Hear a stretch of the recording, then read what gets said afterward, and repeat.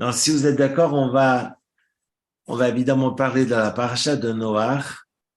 Et c'est vrai que j'aurais pu prendre mon chumash, mais c'est vrai que lorsqu'on lit ce chapitre 54 d'Isaïe que nous avons récité en guise de Haftara ce samedi matin, ce Shabbat, eh bien, ça éveille beaucoup d'interrogations sur les événements. Rega Achad, que Dieu s'absente juste un instant, et il a suffi que Dieu s'absente un instant pour que viennent les massacres que nous avons malheureusement connus. Veri Khamtir, mais je saurais vous être mien, être miséricordieux. C'est un texte, évidemment, je ne vais pas épiloguer sur ce texte de l'Haftara, sur lequel je suis en train de travailler. J'ai plutôt travaillé sur le Zohar ce Shabbat. Et puis, j'aimerais partager avec vous quelques réflexions sur la paracha de Noach. La paracha de Noé, qui démarre au chapitre 6, verset 9.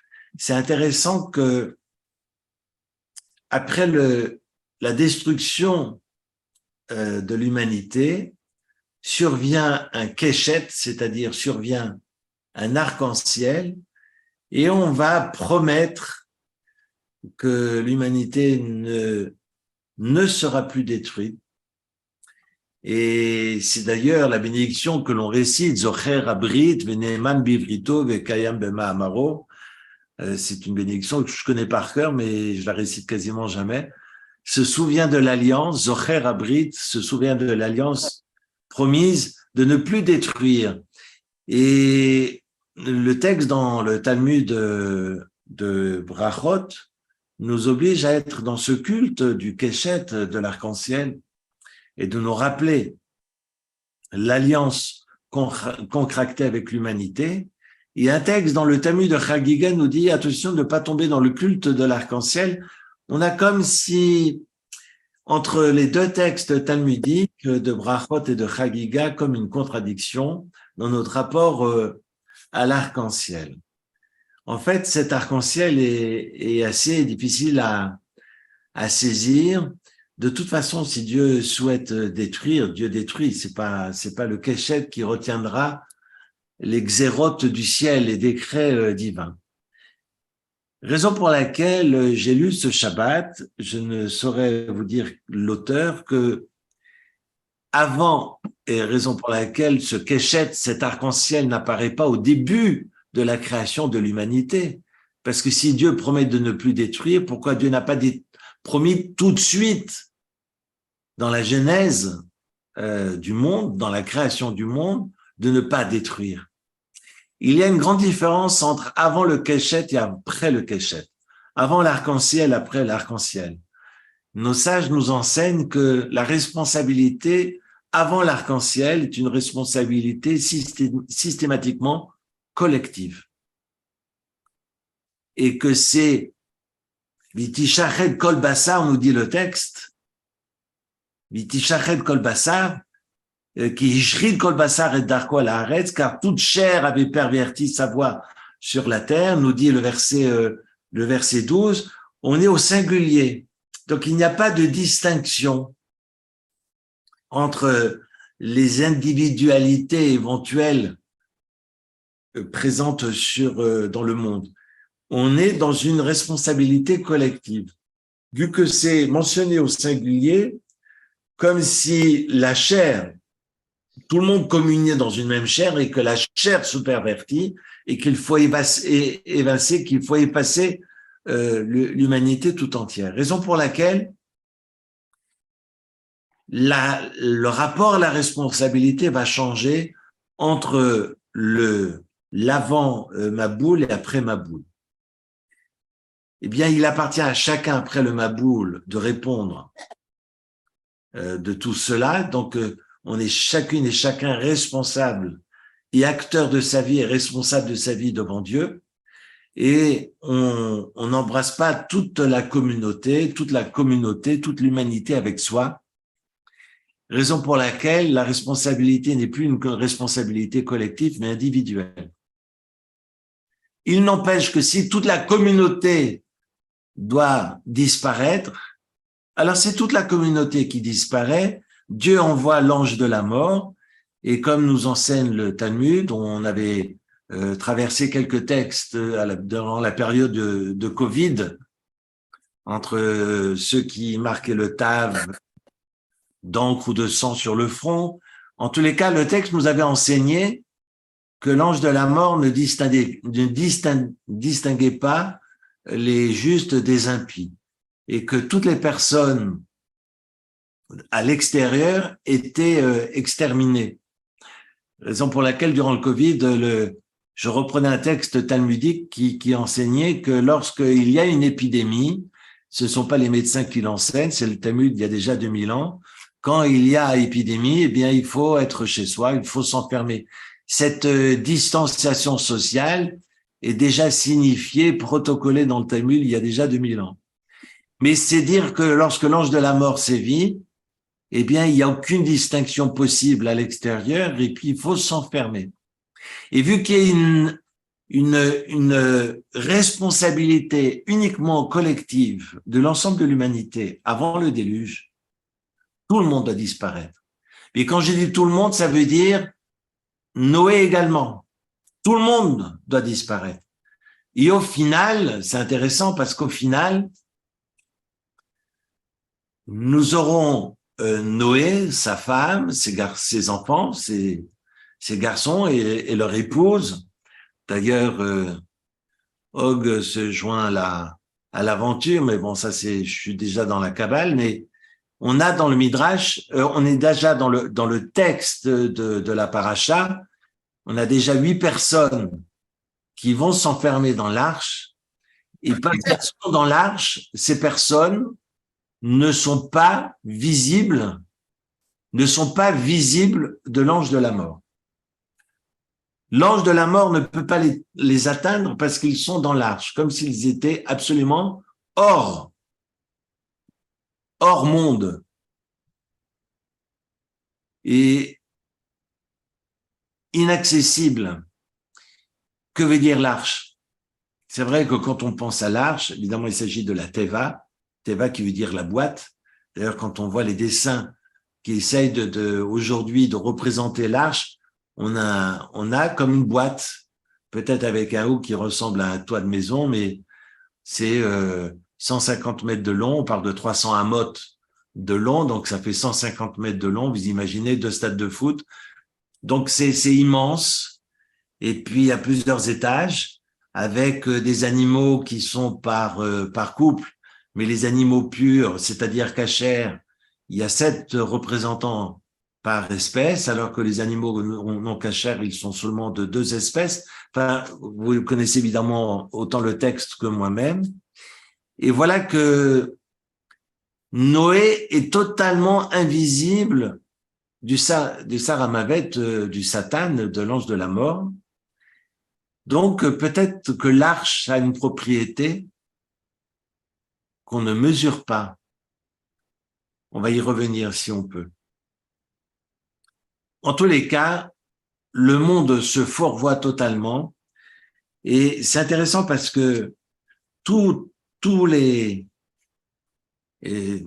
j'allais dire, les péchés capitaux pour lesquels on doit se laisser mourir pour ne pas enfreindre, comme nous enseignent nos sages, c'est-à-dire l'immoralité, le crime et l'idolâtrie, le meurtre et l'idolâtrie, eh bien, sont monnaie courante. Et ce n'est pas ce qui arrête le Saint béni soit-il. Akadosh Baruch Hu, le bon Dieu va vouloir faire disparaître le monde parce que c'est marqué Vatimale Haaretz Hamas.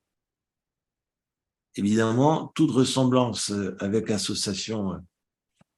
Mais c'est intéressant parce que le Hamas veut dire, ici, Hamas veut dire le vol. C'est qu'on est, on est dans le péché du vol, et ce n'est pas ni le crime, ni l'idolâtrie, ni le meurtre, ni le meurtre et la débauche qui vont arrêter la décision du ciel, mais ce qu'on appelle la rapine, c'est-à-dire le vol, lorsque je déplace la borne du voisin, lorsque je prends ce qui appartient à l'autre. Le Midrash viendra même jusqu'à dire que tout le monde se promène nu de peur que ses vêtements disparaissent. On est évidemment sur le fondement même d'une toute civilisation qui tient par la notion de propriété. Excusez-moi. Il est clair que si la notion de propriété d'autrui ne tient pas la route et donc tout le monde prend ce qui est à tout le monde, eh bien le vol ne permet plus au monde de tenir. Vous me direz, mais c'est valable tant pour le crime que l'idolâtrie ou l'immoralité, mais on est allé au bout des impossibilités. Et c'est vrai que la rapine, que le vol, la notion de propriété, j'ai des exemples du Midrash, j'ai le Midrash sous les yeux, je vais traduire, lorsque je vois ce qui appartient à un orphelin, comme un bœuf ou un âne, et que je le prends, lorsque je vole ce qui appartient à la veuve, lorsque je vole les vêtements et j'arrache les vêtements d'une personne, lorsque je déplace la borne du voisin pour étendre mon champ et ma propriété. Donc on est sur un monde qui est totalement insensé. Et donc le monde ne peut plus exister. Alors j'aimerais revenir sur un texte des Pirkei Avot, les Maximes des Pères.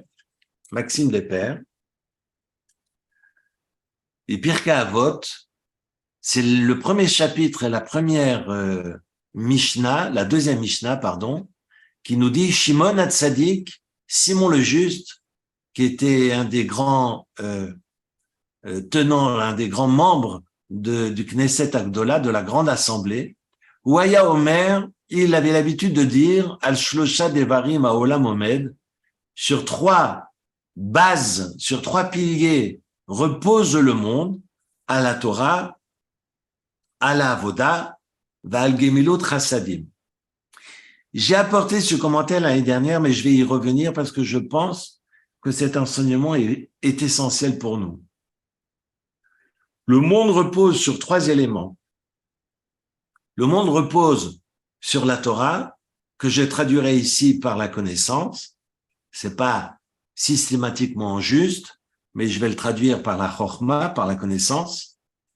Ensuite, par la Avoda et le service, le culte de Dieu. Aujourd'hui, c'était à l'époque les offrandes et aujourd'hui c'est la prière. Et Al-Gemilot Chassadim, c'est la recherche du bien d'autrui sans attendre de retour. Vous connaissez mon leitmotiv, la recherche active du bien d'autrui sans attendre de retour. C'est ce qu'on appelle la générosité, de faire le chesed autour de soi. Et donc, les maximes des pères nous enseignent que s'il manque ces trois piliers, le monde n'existe plus, le monde doit disparaître. Alors on se pose la question, c'est étonnant d'ailleurs, qu'on puisse imaginer la disparition du monde alors qu'il y a Torah. Comment ça, il y a Torah? La Torah existe de par la nomination des animaux par Adam Arishon.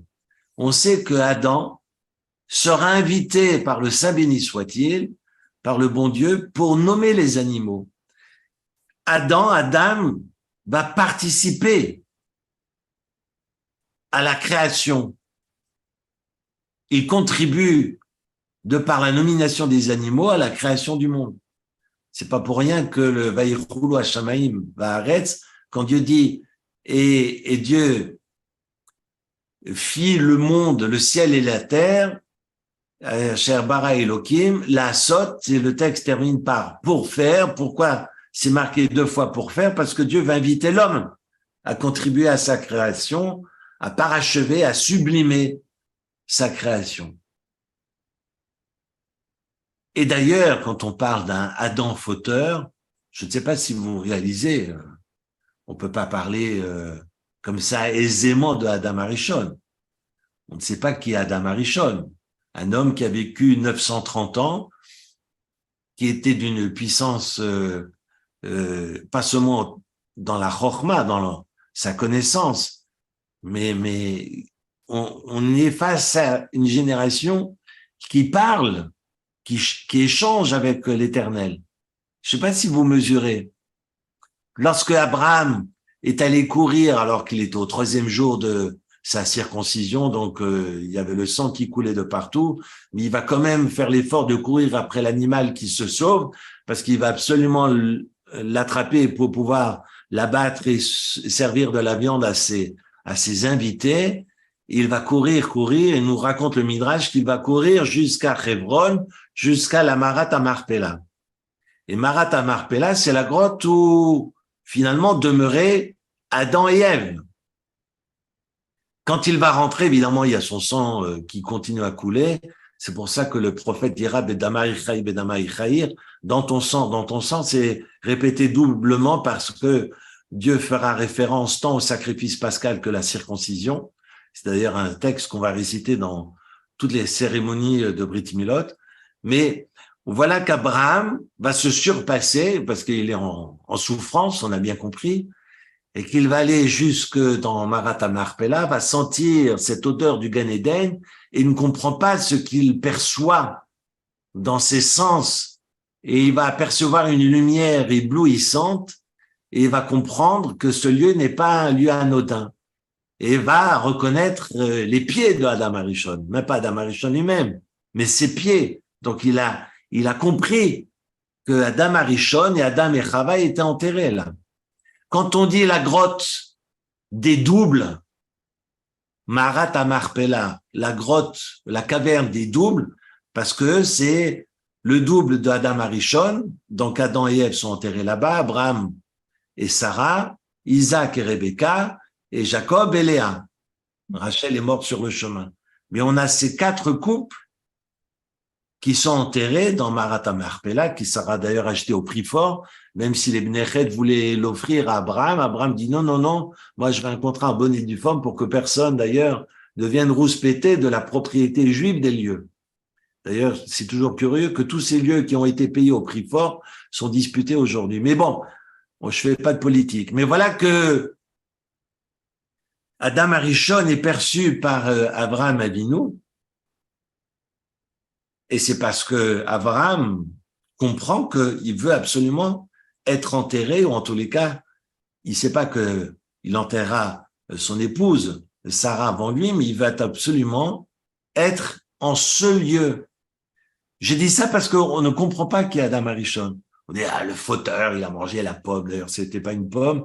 On y va un peu vite en besogne, mais on ne comprend pas de qui s'agit-il, qui sont Abraham, qui sont Adam, qui sont Caïn et Evel, qui sont Chet, etc. Bref. Voilà que le monde doit reposer sur ces 3 piliers. Et on voit que Adam Arishon fait preuve de Torah en nommant les animaux. Alors, le monde ne peut pas tenir s'il manque ces 3. Ben non, il y a déjà Torah. Donc, il reste Avoda et Gemelut Chassadim, c'est-à-dire la prière et la recherche du bien d'autrui. Mais, arrêtez-moi si je dis une bêtise, mais la prière est présente. Comment ça, la prière est présente? La prière se substitue aux offrandes. Mais qu'ont fait Caïn et Evel? Ils ont apporté des offrandes. Caïn et Evel, Caïn le premier, parce qu'Evel ne fait que l'imiter, parce qu'Evel est incapable d'initiative. Vous allez me dire, Eric, t'es féroce. Non, c'est le texte qui nous l'enseigne. C'est marqué Gamhu, lui aussi il veut faire comme son frère. Finalement, c'est lui qui sera agréé et non pas Caïn. Mais bon, je ne vais pas revenir en arrière, même si j'évoquais l'idée de travailler sur ce meurtre capital et en tous les cas premier fratricide de l'humanité.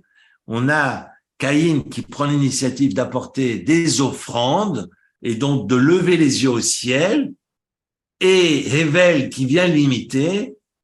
Eh bien, ils sont et l'un et l'autre en mesure de lever les yeux au ciel et de prier et de parler de surcroît.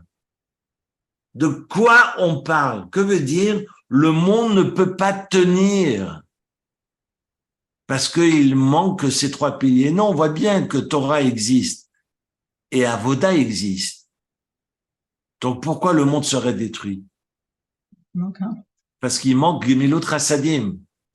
Et s'il manque Gemilot Chassadim, quand bien même il y a Torah et il y a Avoda, le monde ne peut pas tenir. Le monde ne peut pas tenir parce que même quand bien même il y a Torah et il y a Avoda, il y a notre capacité de faire preuve de Torah et de Chokhmah, et puis la mesure de la prière, notre capacité à lever les yeux au ciel. Si nous ne sommes pas capables d'être en lien les uns les autres, alors le monde n'a pas de sens. Je parlais de sens et de recherche de sens tout à l'heure en soins intensifs parce qu'on m'a demandé d'intervenir auprès des médecins, des infirmiers pour comprendre la vision juive de la douleur et de la mort.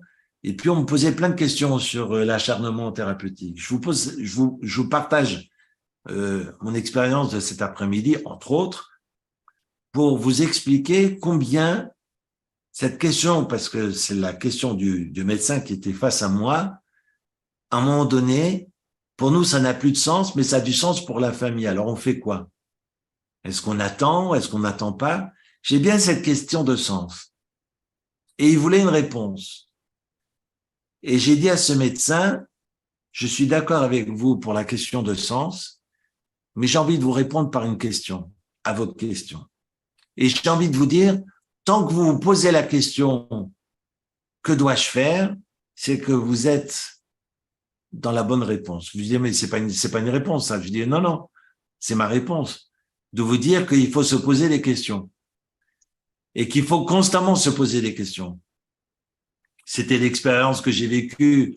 Je ne dévie pas de mon sujet, mais c'est l'expérience que j'ai vécue plusieurs fois dans la période de Covid où j'ai vu des gens disparaître, non pas par maladie, mais en raison d'isolement, parce que les maisons, les hôpitaux, les EMS étaient coupés du monde et que j'étais l'exemple que j'ai en tête d'une personne que j'ai raccompagnée en sa dernière demeure et qui n'a pas pu être en lien avec le monde extérieur, avec ses amis, alors que c'est quelqu'un qui avait vécu la Shoah, qui avait vécu aussi la dictature en Argentine et qui se retrouvait seul au monde.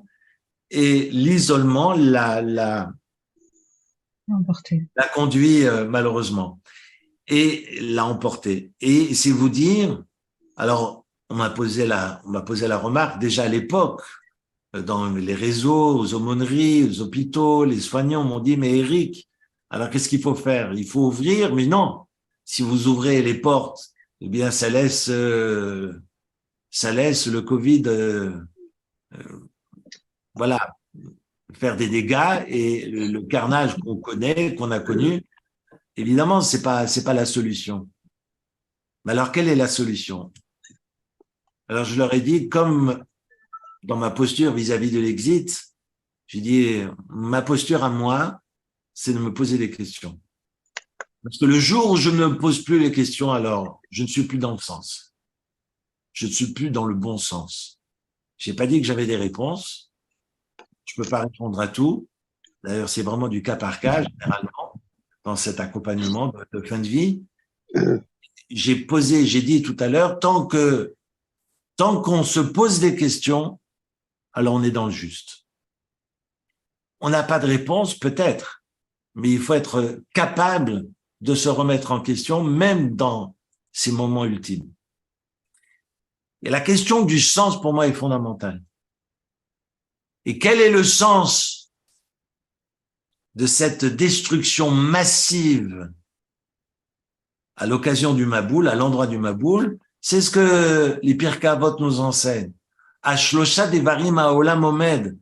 Si j'ai la Torah, si j'ai la Avoda, mais je n'ai pas Gimelut Chassadim, je ne suis pas en mesure d'être solidaire, de faire preuve d'unité. Et l'unité signifie pas de se ressembler et de dire les mêmes bêtises et de penser la même chose. C'est pas ça l'unité.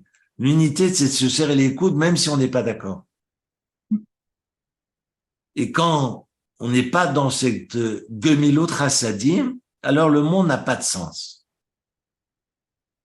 On m'a posé la question encore ce soir parce que je donnais un cours, et puis quelqu'un m'a dit, mais alors qu'est-ce qui nous reste dans ce monde insensé où l'antisémitisme se généralise et tout le monde se ligue contre Israël? Il n'y a qu'une seule réponse, la Emouna.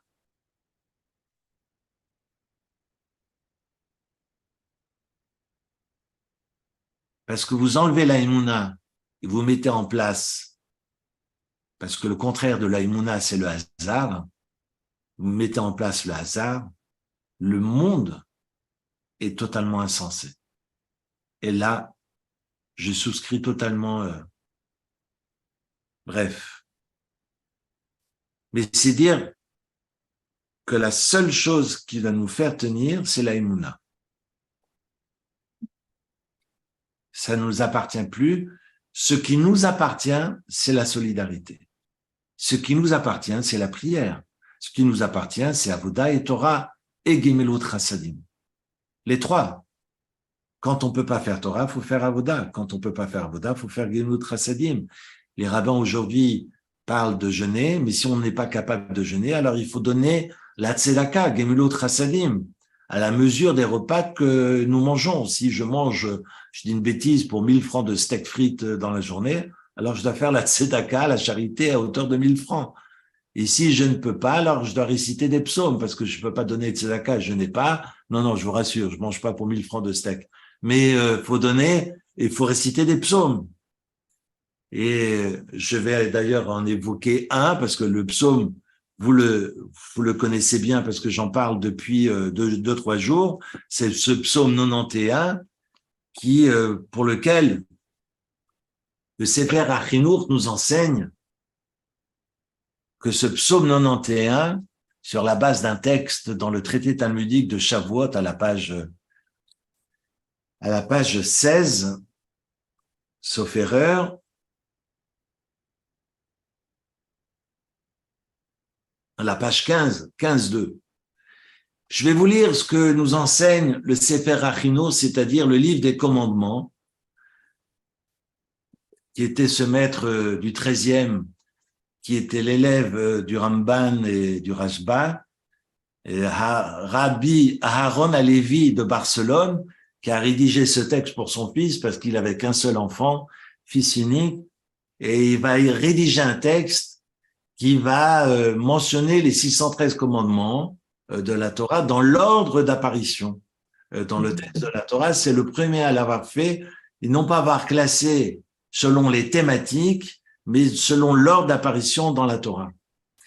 Et le Sefer HaChinuch, c'est le nom qu'il donne à son livre, c'est-à-dire le livre de l'éducation, parce qu'il veut les chaner, il veut éduquer son fils, et il dit, écoute-moi bien mon fils, au sujet d'une loi qui est la loi de l'Echaber Chaver, c'est-à-dire la question de la divination. Tout ce qui est divination, tout ce qui est prédiction, on sait bien que on peut pas interroger les morts, on peut pas interroger les mondes parallèles, parce que c'est tout à fait possible de le faire, et la Torah l'interdit, parce que c'est totalement proscrit par la Torah, et si la Torah l'interdit, c'est parce que c'est possible de solliciter le monde de la Touma, comme on dit, le monde de l'impureté, le monde des morts, et comme disait un des rabbins, si vous voulez absolument parler aux morts, rejoignez-les, comme ce sera plus simple, et laissez-nous tranquilles. Mais voilà que le texte nous enseigne. Alors, je vais vous lire. Oui, il y a une question? Quel numéro pour que je puisse voir dans le livre? C'est quel numéro de... C'est la 512. Mais ce ne sera pas la 512. Je sais que le texte en hébreu n'est pas tout à fait le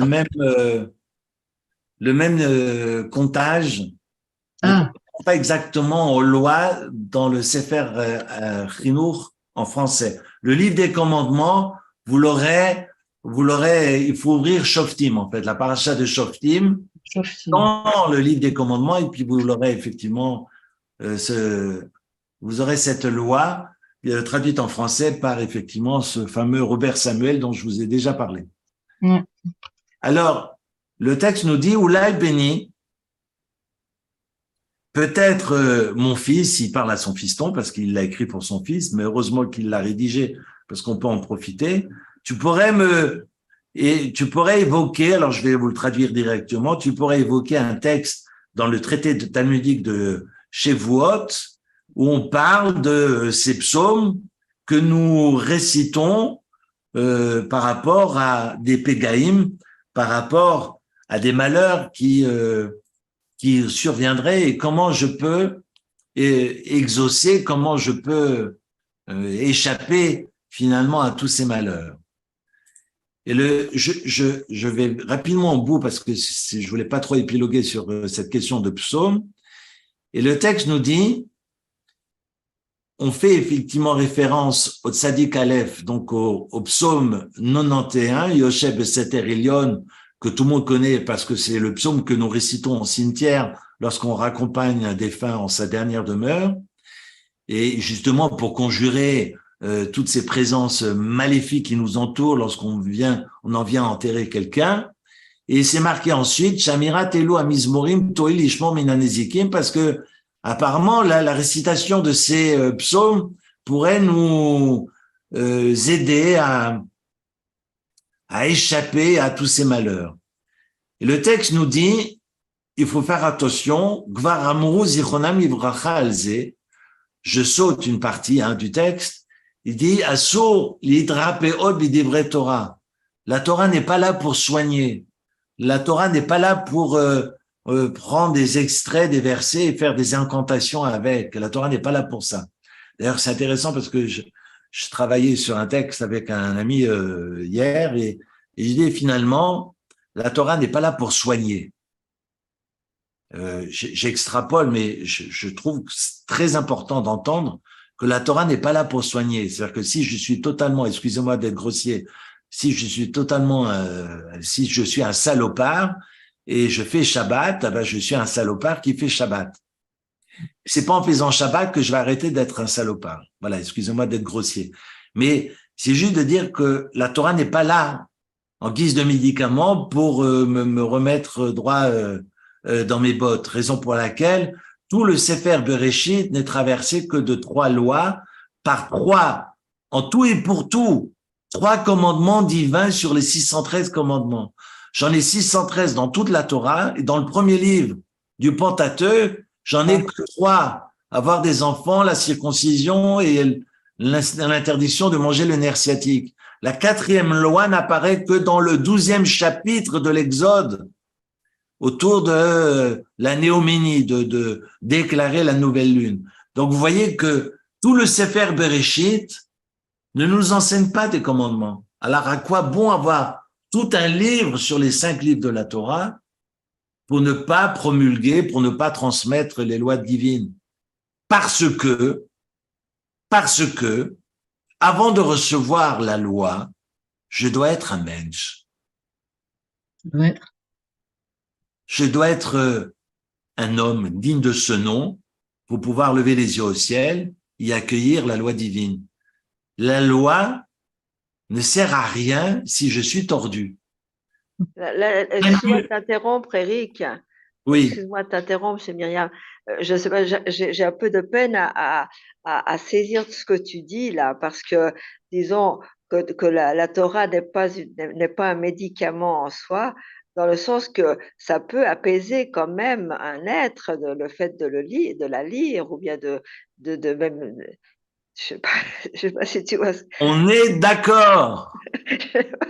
Là, tu vas vraiment me contrarier. On est d'accord. Attendez, c'est un travail. Ouais, voilà, d'accord.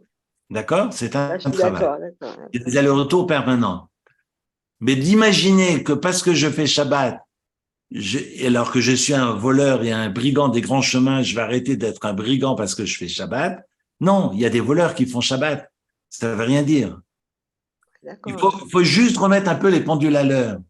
Parce que si la Torah insiste beaucoup sur Maaseh Avot Siman Abanim, qu'on doit lire tout le Sefer Bereshit comme étant le Derech Eretz Kadma la Torah, que c'est le comportement qui prévaut et qui précède la révélation divine, cela veut dire qu'avant d'aller faire les malins sur le mont Sinaï, je dois d'abord apprendre à être un homme. Oui, bien sûr.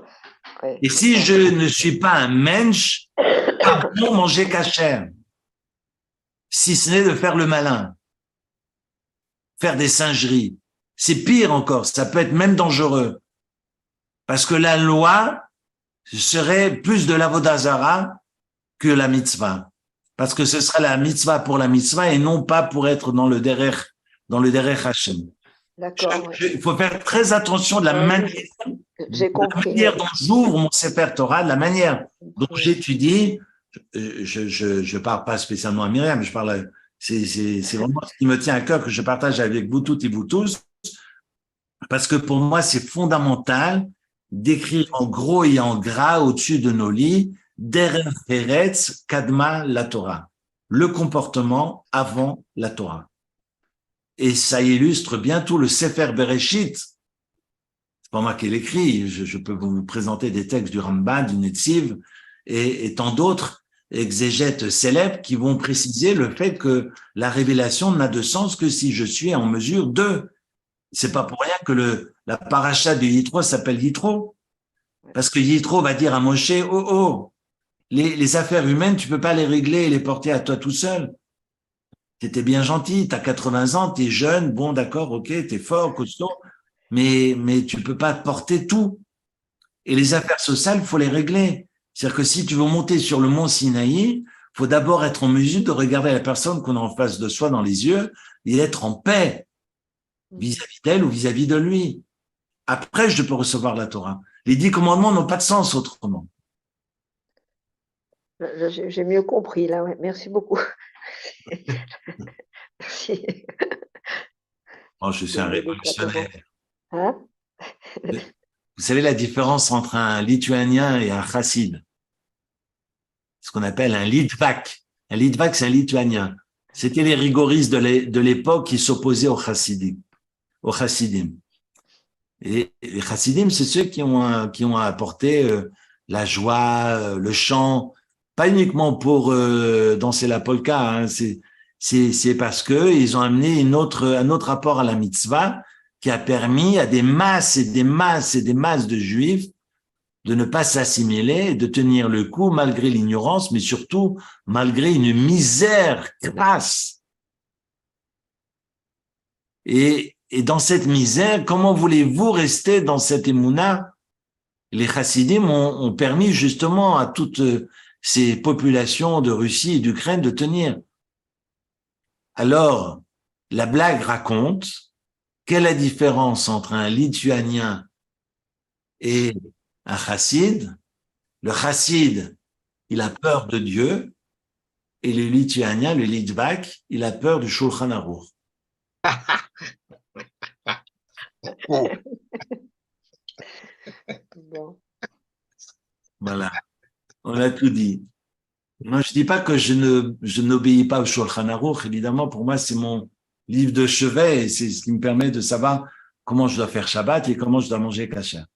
Évidemment, c'est la base. D'ailleurs, je suis en train de travailler sur un diplôme supplémentaire sur les problèmes de cacheroute, mais parce que c'est la base, parce qu'on en a besoin pour le quotidien. Mais cette quotidienneté n'est pas le but en soi. C'est une asymptote, c'est une tension. Quelle est cette tension? On aura l'occasion d'en reparler, mais ça appartient à chacun. Et c'est juste de ne pas mélanger ce qui est essentiel et ce qui est accessoire.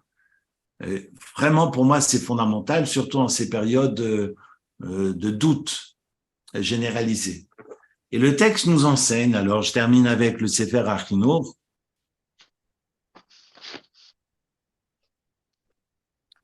Assur les drapéot b'divrei Torah. On peut pas faire des incantations avec les paroles de la Torah.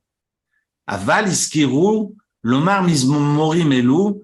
En revanche, nos sages nous enseignent qu'on peut citer et qu'on peut réciter ces psaumes, sheyesh bahem dvarim yaoreru nefesh haodea otam, qui peuvent éveiller nos consciences.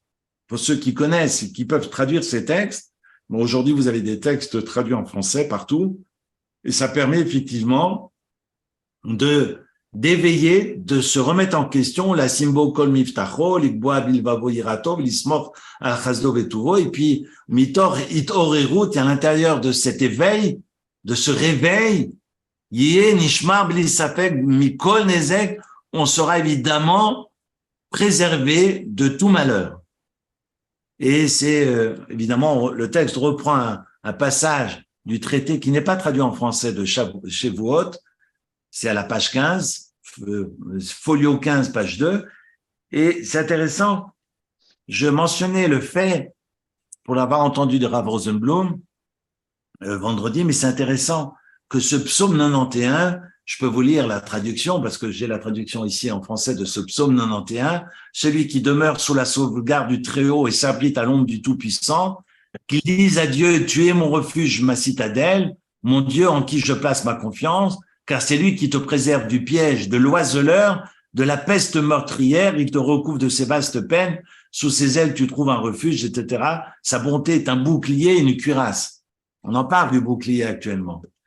Donc, c'est un texte qui est fort et que certains rabbins diront, il faut le réciter avant de partir à la guerre, et même d'autres diront et souligneront qu'il faut le répéter plusieurs fois, 3 fois, 7 fois, 12 fois. Je ne veux pas maintenant entrer dans ces détails. Mais ce que Rav Rosenblum a souligné et qui m'a beaucoup surpris, c'est que ce texte, le psaume 91, ne comporte aucune, il y a une lettre qui n'apparaît absolument pas du début jusqu'à la fin de ce psaume, qui est la lettre Zayin. Pour ceux qui ont le psaume sous les yeux, toutes les lettres de l'alphabet, sauf la lettre Zayin. Pourquoi? Parce que Zayin signifie une arme, Klezayin. Et qu'on n'a pas besoin d'armes si on récite ce psaume. Il s'agit pas, comme nous dit le Sefer HaChinuch, il ne s'agit pas d'une magie, parce qu'on serait dans le faux, mais il s'agit de réaliser finalement qu'on est dans les mains de Dieu, ce qu'on appelle le bitachon en hébreu, et qu'il n'y a pas de hasard, et donc c'est la imuna, et le bitachon, c'est de s'en remettre à Dieu, et que ce psaume est extraordinaire, et que la lettre Zayin n'apparaît absolument pas du début jusqu'à la fin de ce psaume. Comme si le psaume en lui-même est une arme. Et Magen, et donc protège celui qui le récite. Voilà ce que je voulais partager avec vous autour de des psaumes. On sait aussi que les psaumes ont été, entre autres, celui-ci rédigé par David Ameller, beaucoup d'auteurs des psaumes, et Mordechai, les enfants de Korach, Adam Arishon. Adam Arishon a écrit Mizmor Shir Yom HaShabbat. On sait que le Mizmor Shir Yom HaShabbat, le Mizmor, le chant, le psaume du Shabbat, c'est Adam Arishon qui l'a rédigé. Bref, je ne vais pas maintenant faire un cours sur les Tehillim, sur les psaumes, mais voilà qu'un psaume comme le 91 qui a été rédigé par le roi David, et on sait bien que le roi David, un homme extraordinaire, je lisais dans le Zohar ce Shabbat, que lorsque Adam Arishon a compris que David Ameller naîtrait, mais qu'il allait mourir aussitôt, eh bien, il a dit au bon Dieu, c'était pas possible, on peut pas le laisser naître et disparaître. Je donne une partie de mon existence. Adam Arishon, qui devait vivre 1000 ans, finalement, va lui donner 70 ans de sa vie. Donc, Adam va vivre 930 ans au lieu de 1000 ans. Et le roi David va vivre 70 ans. Vous connaissez évidemment, je vous apprends rien. Mais de ces 70 ans, mais c'est de l'or du début à la fin de l'histoire. Le Zohar nous raconte que Bathsheba lui était destinée. Bethsabée était destinée au roi David. Alors vous allez me dire, mais pourquoi elle a été mariée à Our? Parce que elle ne l'était pas destinée tout de suite, raison pour laquelle elle était libre de se marier avec quelqu'un d'autre. Mais c'était pas ce soldat qui lui était, le Hitéen, qui lui était réservé, c'était le roi David. Et Dieu a amené finalement le roi David à envoyer cet homme à la guerre. Et vous connaissez l'histoire, il se fera tuer et pourra se marier ensuite à Bathsheba. Quand le prophète viendra lui reprocher, il reconnaîtra sa faute, Tati, j'ai fauté, je faute devant toi, et dans une telle remise en question et dans une telle humilité que c'est peut-être quelque part, je ne détiens pas la vérité, hein, loin de là, mais c'est comme ça que je lis le Zohar que j'ai étudié ce Shabbat, c'est peut-être cette humilité que le bon Dieu recherchait. Bathsheba est destinée au roi David, mais la manière dont Bathsheba arrive au roi David va obliger le roi David à faire preuve d'humilité. Et c'est toute sa force qu'on retrouve, toute cette force et toute sa force qu'on retrouve dans la rédaction des psaumes. Je dirais la même chose par rapport à Canaan, parce que la terre d'Israël est destinée à Israël depuis le début de la création. C'est le premier Rashi, pour ceux qui lisent le Rashi, il y a des Rashi en français, c'est le premier Rashi de la Torah, où Rashi dit que personne ne puisse reprocher à Israël que ce sont des voleurs parce que la terre appartient à Dieu et Dieu donne sa terre à qui il veut.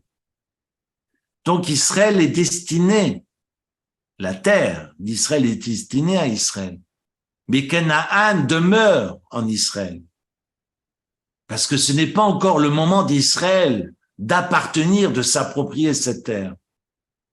Comme Bathsheba vis-à-vis du roi David, pour obliger le roi David à être dans cette humilité.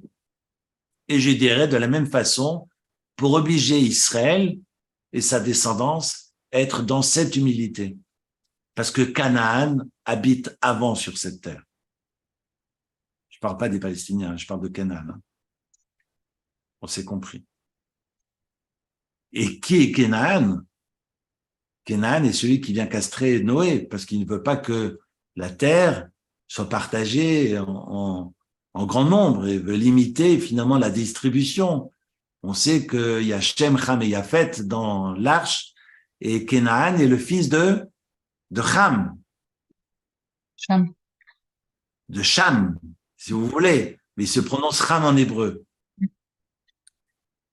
Et Ham a un fils qui ira faire ce qu'il va faire, et Noé, à son réveil de son ivresse, va le maudire pour toutes les générations. Mais il va le maudire pourquoi? Parce qu'il l'a vu? Non, parce qu'il a fait des choses totalement immorales à l'image de ce qu'il y avait avant le déluge. Raison pour laquelle Noé va d'ailleurs aussi renvoyer le corbeau pour les mêmes raisons. Parce qu'ils sont trois à avoir, à s'être accouplés à l'intérieur de l'arche, alors qu'ils avaient l'interdiction d'aller auprès de leur compagne. C'est le chien, le corbeau et Ham. Bon, je ne veux pas rentrer maintenant dans ces épilogués dans les textes du Zohar là-dessus. Et donc, il veut renvoyer le corbeau pour cela. Le bon Dieu demande à ce que le corbeau reste parce que les corbeaux nourriront plus tard le prophète Élie. Je vais pas maintenant épiloguer, mais ensuite, c'est la colombe parce que la colombe représente Israël, l'eau représente les nations et la colombe est aussi allée chercher cette branche d'olivier dans le jardin d'Éden. Enfin bref, je vais pas épiloguer maintenant sur l'histoire de l'arche, mais juste comprendre comment ce déluge survient, que représente l'eau et quels sont les enjeux finalement. On sait bien que Canaan est cette terre, parce que Canaan, depuis son origine, est dans une immoralité totale. C'est bien la raison pour laquelle Abraham, lorsqu'il demande à Eliezer, son serviteur, d'aller chercher épouse en Syrie, il dira au serviteur, à Eliezer, je préfère que tu ailles chercher épouse pour mon fils Isaac de l'autre côté de la frontière, parce qu'une idolâtre, eh bien, je dirais, entre guillemets, c'est récupérable, On peut travailler sur celles et ceux qui ont des idéaux qui sont tordus. En ce moment, en tous les cas, c'est difficile. Mais par contre, quand on est dans le chaos, on est totalement irrécupérable. Et Abraham ne veut pas que Eliezer s'arrête en Canaan et qu'il aille chercher épouse pour Yitzhak en Canaan, parce que la population est dans une telle dépravation, dans un tel chaos, que c'est pas la peine de vouloir réparer ce qui n'est pas réparable. Et on sait que quand il y a descente aux enfers, on le voit, suffit d'ouvrir les journaux, et voilà, pour comprendre qu'il y a des descentes aux enfers qui sont uniquement des descentes. Quand tout est mélange, on le voit dans le texte du Midrash, à part Adam, Arishon, Noach et Abraham qui vont pouvoir se tenir, mais personne a la capacité de se tenir. On parle de la... Je vous parlais du corbeau, c'est dire juste que on est dans une dépravation telle que c'est pas la peine de vouloir mettre des pansements sur ces abysses. Et ça va obliger, vu que Canaan est sur cette terre, ça va obliger à Israël, qui arrive finalement sur le tard en sortant d'Égypte, eh bien d'être dans un rapport à la terre, dans un rapport d'humilité.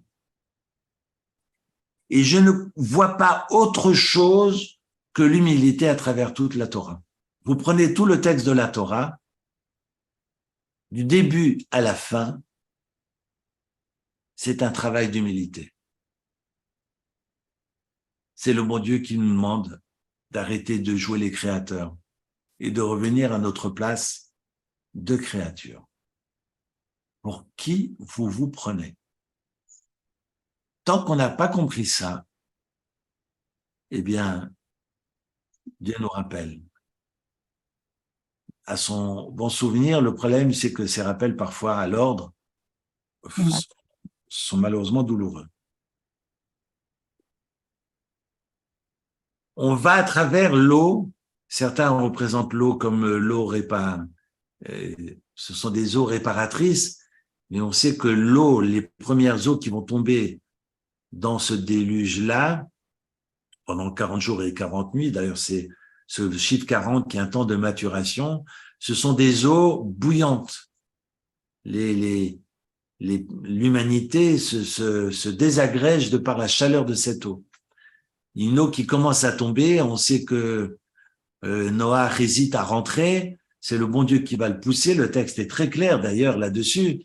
Lorsque Noé fait rentrer tout le monde, d'ailleurs le bon Dieu lui demande de rentrer lui, ses enfants et sa femme, on a bien compris qu'il s'agit de faire chambre séparée, et on a, au moment où il hésite à rentrer, au chapitre 7, Vayomer Hashem les Noirs, Bo ata vechol betecha el ateva, parce que Dieu va tout détruire et demande que tout le monde entre dans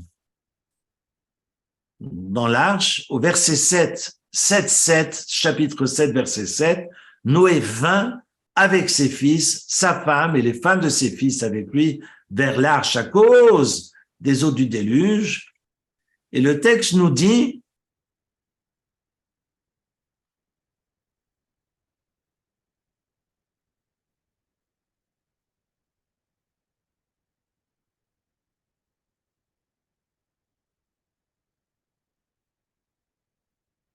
au verset, je vous ai fait attendre, au verset 16, Habaim Zachar Nekeva, ceux qui vinrent, donc mâles et femelles, Mikol Bassar de toute chair, Baou Kacher Tsebaoto, sont tous venus comme Dieu l'avait ordonné, Vaïsgor Hashem Ba'ado, c'est intéressant parce que c'est Elohim, c'est le Dieu de justice qui sévit, mais c'est Hashem, dans le tétragramme, donc dans sa vertu de générosité et de bonté, qui va pousser Noé à l'intérieur de l'arche. Et c'est marqué, Vaïsgor Hashem Ba'ado. L'Éternel va fermer la porte derrière lui. Il voulait pas rentrer. Et pourtant, il a construit cette arche pendant 120 ans, mais 120 ans. Pourquoi ça a duré? Le Midrash dira, entre autres, pour que l'humanité se réveille et fasse teshuva. Donc, il sait bien que le monde sera détruit. Mais il le fait pour que le monde se réveille. Mais il leur demande pas de faire teshuva. Lui, il continue à planter ses clous. Ça va durer. Imaginez le temps, 120 années. D'ailleurs, on va le reprocher, parce que si vous relisez le chapitre 54 d'Isaïe, on parle pas des eaux du Maboul, les eaux du déluge, mais on parle des eaux de Noé, pas les eaux du déluge. Et pourquoi le prophète, au chapitre 54, ce texte que nous avons lu samedi matin, ce Shabbat, pourquoi on parle des eaux de Noé, non pas des eaux du déluge? Parce qu'on reproche à Noach, finalement, le déluge. Mais en quoi on peut lui reprocher? C'était le tzaddik, c'était le juge de la génération. Parce que contrairement à Moshe Rabbeinu, qui a dit à Dieu, si tu veux détruire le peuple, alors, mais Chénina, Missifrecha, je préfère disparaître de ton livre.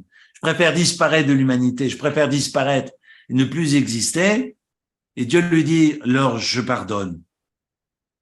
Le nom de Moshe, d'ailleurs, disparaîtra de la paracha des Tetzavé, mais Moshe a été capable de dire au bon Dieu, je ne veux pas que tu détruises ce peuple. Que diront les nations? Je préfère disparaître plutôt que faire disparaître le peuple. Noach ne va pas combattre, si j'ose dire, ne dira pas ça au bon Dieu. Fais-moi disparaître plutôt que de faire disparaître la terre entière. Non, tu veux faire disparaître la terre entière, pas de souci. Moi, je me planque et comme ça, l'orage pourra passer. Le texte, d'ailleurs, intéressant que j'ai partagé vendredi, dira, certains écriront, qu'effectivement, quand il y a déluge, il faut s'appeler Noé. Quand il y a déluge, il faut être calme. Parce que si c'est la tempête dehors, et si vous êtes en colère, excité et nerveuse et nerveux, eh bien, vous ne survivez pas à la tempête. Et on l'a bien vu dans le Covid. Quand bien même, je pense que ça, après, ça peut devenir pathologique. C'est que si je m'emporte et si je ne suis pas maître de moi, eh bien, l'organisme ne fait plus face. Il n'est plus capable de dominer finalement les catastrophes ambiantes.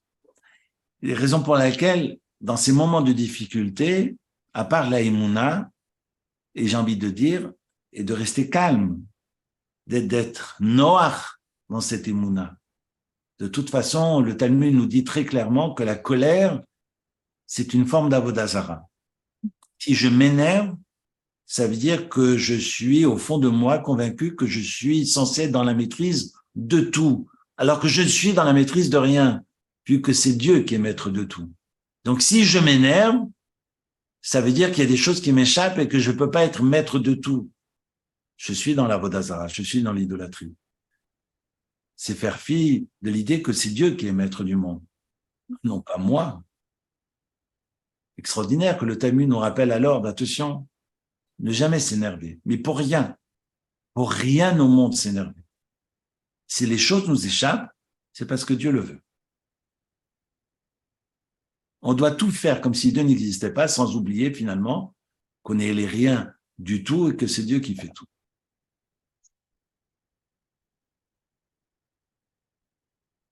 Alors j'en viens à cette arche qui vogue, qui est le 17 du mois de Maheshvan, va commencer de l'année 1656, pour moi c'est important de préciser, 1656, parce qu'il a commencé à pleuvoir lorsque Noé a eu 600 ans. Et vu que Noé est né en 1056, donc le déluge a commencé en 1656. Très exactement le 17 Cheshvan. Bon, c'est une discussion entre Rabbi Yoshua et Rabbi Eliezer. Je ne vais pas rentrer dans ce débat talmudique de Rosh Hashanah. Quand le monde a commencé, si c'est en Tishri ou en Nissan, en tous les cas, selon la plupart des avis, le déluge a commencé le 17 du mois de Cheshvan, 1656. Voilà qu'on a de l'eau jusqu'aux chevilles, et puis il commence à pleuvoir. L'eau n'est pas tout de suite brûlante. C'est une eau normale. Après, je ne vais pas rentrer dans les détails, mais il commence à pleuvoir et on voit que le bon Dieu va pousser Noé dans l'arche. Mais comment se fait-il, lui qui a construit une arche pendant 120 ans, n'admet pas de ce qu'il... Et c'est intéressant parce que Dieu dit qu'il va y avoir un déluge. On est OK, oui, il va y avoir un déluge, je vais construire une arche. Mais ça reste purement intellectuel. On n'a pas ça dans les rushim, on n'a pas ça dans les sens sensoriels.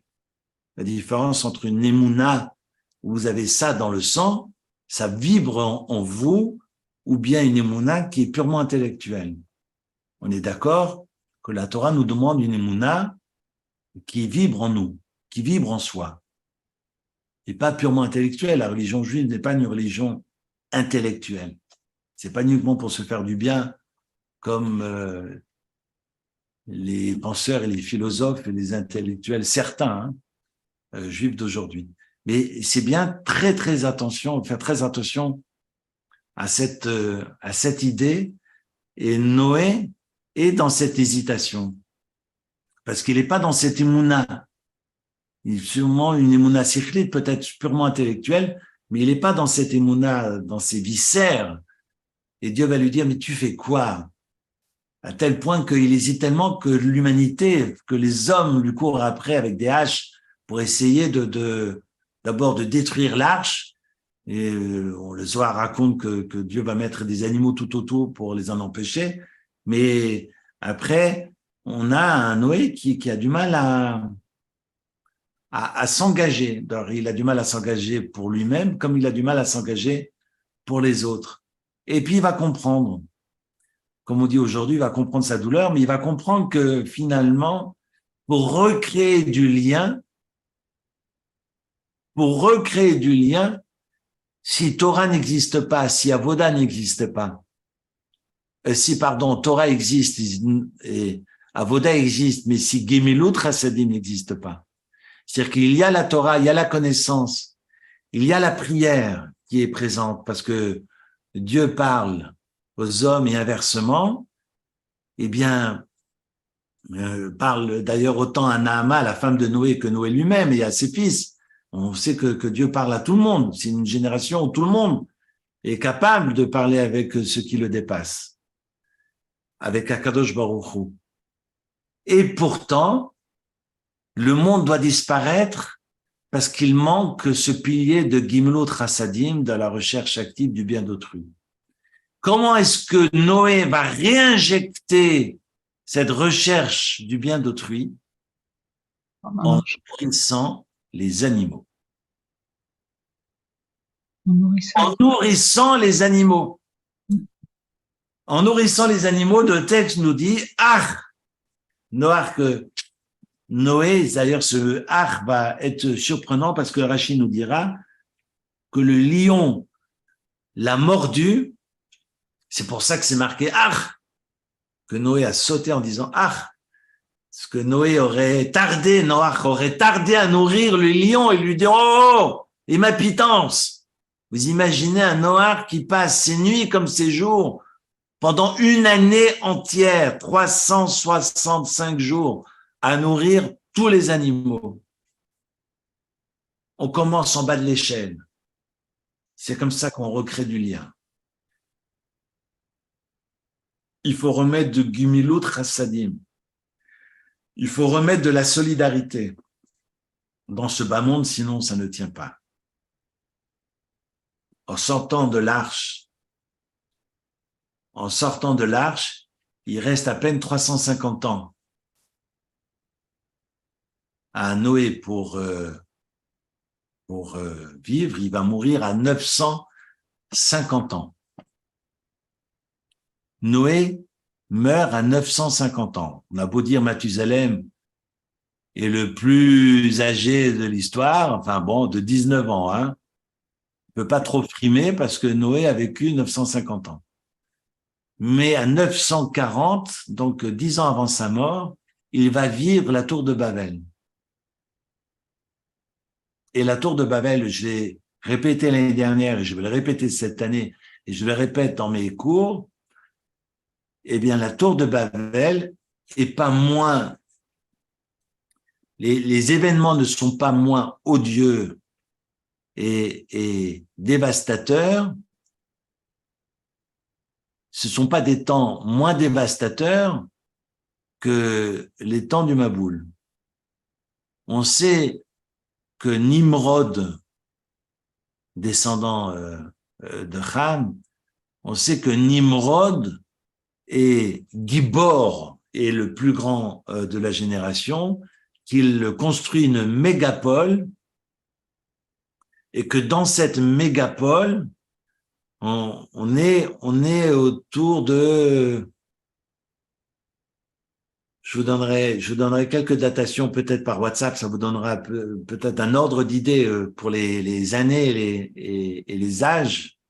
Ce serait intéressant d'ailleurs que chacun puisse comprendre à quelle période eut lieu le déluge et puis à quel moment on est 340 ans après le déluge eut lieu la tour de Babel. Les hommes vont penser que tous les 1656 ans le ciel nous tombe sur la tête et donc il faut vériner le ciel pour le soutenir et surtout qu'il ne le retombe pas à nouveau sur la figure, comme les Gaulois. Donc il faut absolument empêcher le ciel de tomber. Donc on est 300 ans plus tard, il nous faut encore 1300 ans de construction pour éviter de revivre la même chose. C'est-à-dire que le monde est livré au hasard et donc on doit être dans la maîtrise totale du monde. C'est intéressant. Noach va le vivre, parce que Noach va connaître Abraham. Noach va connaître Abraham, parce que si, sauf erreur, il meurt en 2056 et que Abraham naît en 1948, donc ils vont se connaître un tout petit peu. Enfin bref, on est 340 ans après le déluge. Et puis, Nimrod va construire cette mégapole, va construire ses tours, et il ne veut surtout pas, va régner, je pense à 36 choses à la fois, c'est pour ça que j'ai quelques hésitations, va régner en dictateur sur cette terre et va jeter au feu tous ses opposants politiques, si j'ose dire. Il est dans un système totalitaire comme il y a 70 ans, à une rage, à une fureur, à une folk, avec une seule et même voix, même pensée monolithique, et va vouloir détruire toute personne qui s'oppose à lui. Et au lieu de les jeter en prison, il les jette au feu, contrairement aux Chinois. Enfin, excusez-moi. Hein. Mais c'est pas mieux, parce que le résultat sera le même. Mais on va avoir un feu qu'on appelle Ur-Kasdim, le feu, le fameux Ur, Ur-Kasdim, qui est ce feu dans lequel sera jeté Abraham, parce qu'évidemment, Abraham n'est pas idolâtre et s'oppose à cette mégapole. Nimrod va tuer toute personne qui s'oppose à son système. Et quand Abraham qui s'oppose sera jeté au feu et sortira vivant, son frère Haran, avec un hé, va dire, si tu sors vivant, moi aussi je sortirai vivant. Il sera jeté au feu et finalement sera consumé. C'est le fils de Haran, Lot, qui suivra d'ailleurs son oncle Abraham, ensuite à Haran et dans ses pérégrinations en Terre Sainte. Pourquoi je vous dis ça? Parce que si on est dans un système totalitaire effroyable, qui au regard du Maboul n'a absolument rien on est dans la même veine, dans les mêmes horreurs.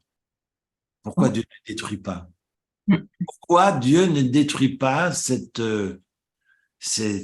population, ces hommes autour de Nimrod et Nimrod lui-même? Pourquoi Dieu, qui a détruit 340 ans plus tôt, ne redétruit pas la terre? Des 1000 autres, ça démet. Eh bien, je vais le traduire autrement. Absolument, c'est juste.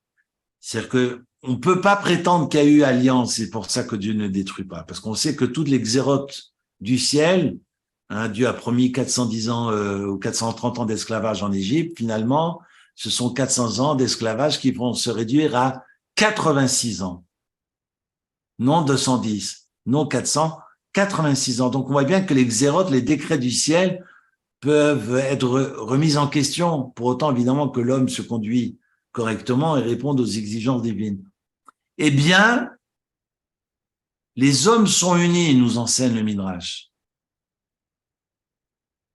Et cette solidarité, même dans le mal, et c'est ça qui fait froid dans le dos, cette unité autour de Nimrod force, si j'ose dire, si je puis dire, le respect d'en haut. Dieu ne va pas détruire. Dieu va les détruire autrement, il va les disperser pour qu'ils ne puissent plus se comprendre.